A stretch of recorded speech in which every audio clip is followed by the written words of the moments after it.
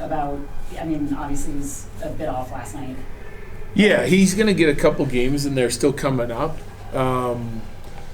Just because I want him to be familiar with it, right? Like with just where we're at and our numbers, and like I said before, I prefer him to be on the wing, but I also want him to get some reps at center, so we're going into the season with multiple options.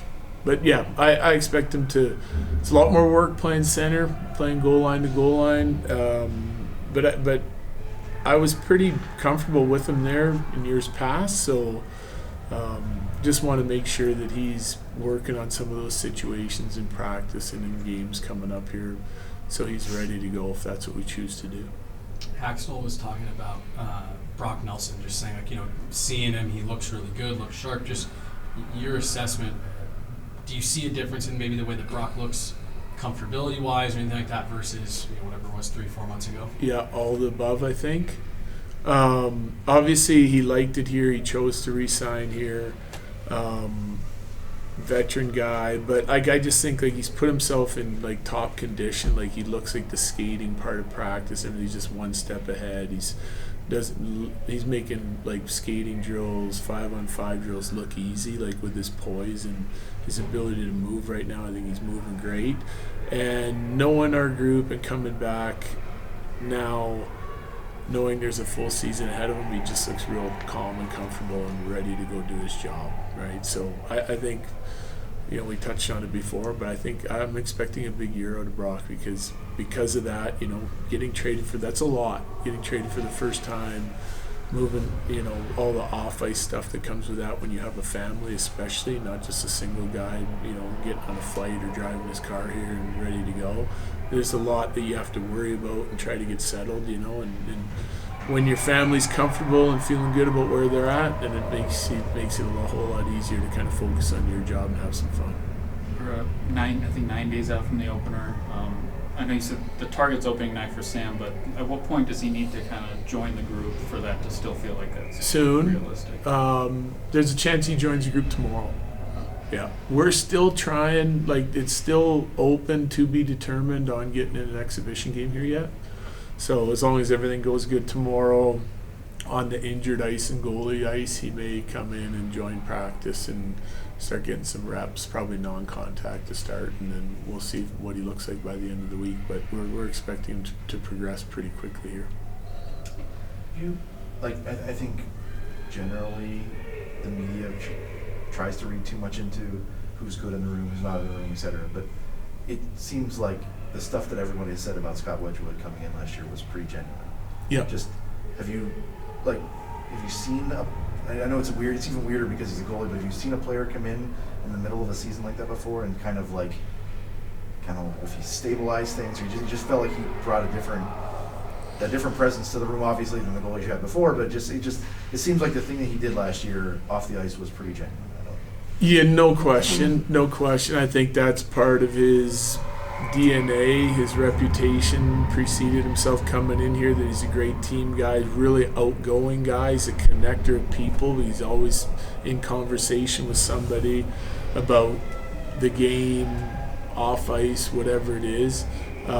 Really good person, great teammate.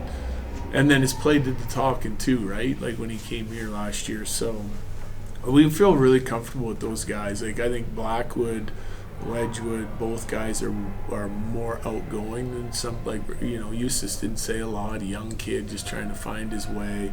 It's a completely different dynamic now when you have two veteran guys that know who they are, that are comfortable in their game, and yet more on the outgoing side in the room. Obviously Landy coming in helps that. You get a guy like Burnsy, it helps that. So the room's a little bit more lively, talkative than it was previous to some of those additions.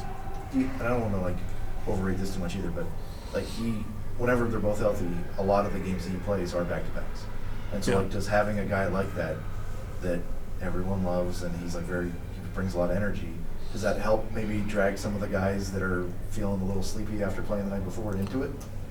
Well, no question. I mean, I think they're two guys that our team wants to battle hard for and wants them to have success, so that helps. When the guys like each other, in any position, they're going to play harder for him, right? You're trying to get as close a knit group as you can. That is the job of a backup, though, generally playing all the back-to-backs in one way, shape, or form, and then stepping up if you have injuries or guys out and or struggling and they need to go in. They usually don't have as much notice on their games as the starters, just kind of getting ready every day. But that's where I think kind of Wedgie's personality and attitude sort of plays into the strength of his game. He's always kind of ready and anxious, and he's a really strong competitor in practice, so he always stays ready. And and I think the guys see it and like it, and when he goes in, and they're going to play hard for him. McKenzie's still on track for the way he's been progressing back. He's doing well, yeah. I mean, obviously the practices are getting longer and longer, and he's starting to take more shots. He's out again tomorrow. He's still on the same timeline for now. Yeah.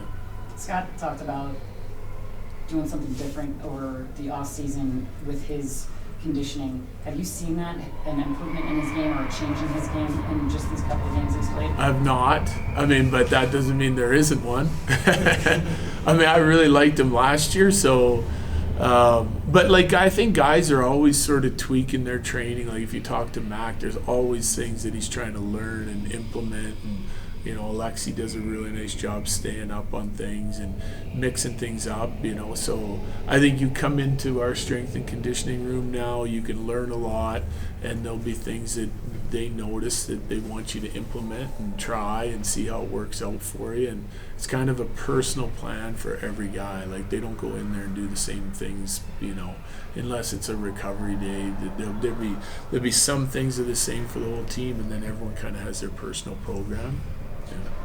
Hardikoff's kind of been in that 4C spot pretty much throughout camp. Yeah. Nothing's set in stone obviously yet, but he also killed a lot of penalties in the KHL, and he's been doing it here.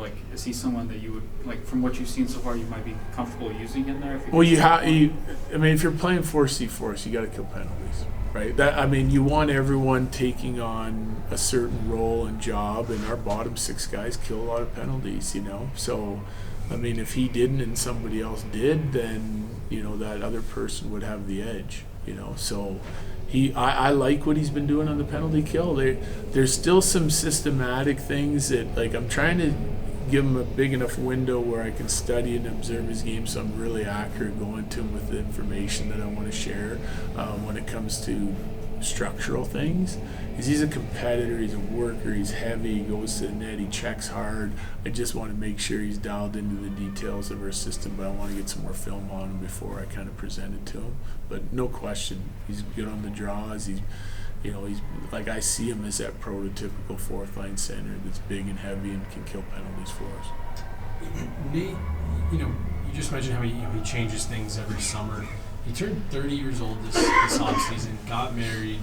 Just we key in on him a lot. When you look back to when you first got here, off the ice, how much has Nate changed and matured and grown just from your perspective? Well, a lot. Yeah. I think I came, he'd already had a couple years under his belt. He changed his I would say his body type, he was heavier before. He's now he's just an elite athlete in elite condition. And what with his drive to become the best, to be the best, is like no one else's. And I think that he takes something, it starts working for him, and he just takes it, pushes it to the next level. Once he kind of masters it, he's on, and it could be 2 or 3 things at a time, then he's on it again, right? So I think there's been a dramatic transformation. Hard to notice when you see him every day because he's been elite for years now, with his conditioning and everything off the ice, but it's just more refined now than ever before, and it just continues to get better. So not surprising for me, but I think there's a huge maturity in what he's been doing to make himself a top-tier athlete, over the time that I've been here. I think if I went back and studied it from my first or second year to now, I'd be blown away, but it's hard, it's hard, you see him every day, it's hard to see big changes. after that trade last year, he could have, like, that's his linemate, his best friend getting traded, but he immediately took Marty under his wing like they were working before. Is that just the stuff that, you know, we don't always see it, but like, is that just a sign of his leadership that maybe It people don't is. understand? It is. But then when you really think about it, you'd expect that from anyone, wouldn't you? Like, we're here trying to win and be the best team we can be. So, I mean, I don't know. That's a cultural thing. It's certainly strong character and strong leadership from all the individuals in a room, but that's what I expect, you know. Like, we got a new guy coming in. We're trying to make him feel comfortable, make him feel like he can be the best version of himself, understand his strengths, use him to those, and help him with all the weaknesses, and just getting on the same page. You know, the communication from a guy like Mac to Marty last year, and it's continued this year. Same thing with Marty. I could say the same things about Marty as I did about Brock. You know, I'm expecting big things because, you know, we stress different things in Carolina. We want him to get better at those things, and yet we want him to be this dynamic offensive force that he was there and was here for us last year, and just keep building it and be better and better, just like Nate does. Just, you've had a couple of these Russians come over that don't speak a lot of English. Have Yeah. you ever picked up any Russian? No, Just to try to no, talk I to them? haven't. Too busy to learn. I wish I spoke a lot of languages, but I think for now what I'll do is use Val as a little bit of a translator, and when I sit down with Bardakov and like go through some of the systematic stuff, which we'll probably do after Game 4 at some point because I have enough tape on it. Thank you. Thanks. Thanks, Gary.